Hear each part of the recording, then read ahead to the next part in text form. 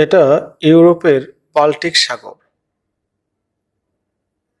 এই বাল্টিক সাগরের পাড়ে অবস্থিত ৩টা দেশ আছে যাদেরকে বলা হয় বাল্টিক রাষ্ট্র।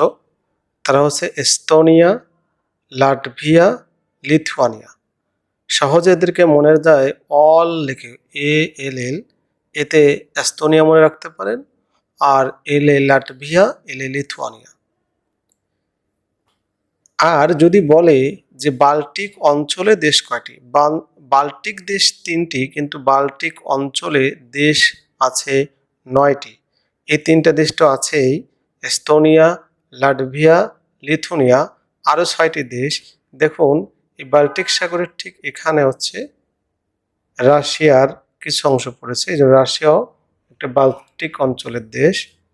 ফিনল্যান্ড বাল্টিক অঞ্চলের একটা দেশ।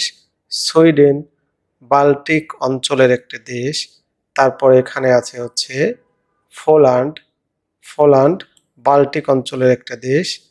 জার্মান বাল্টিক অঞ্চলের একটি দেশ, এবং সর্বশেষ ডেনমার্কও বাল্টিক অঞ্চলের একটি দেশ।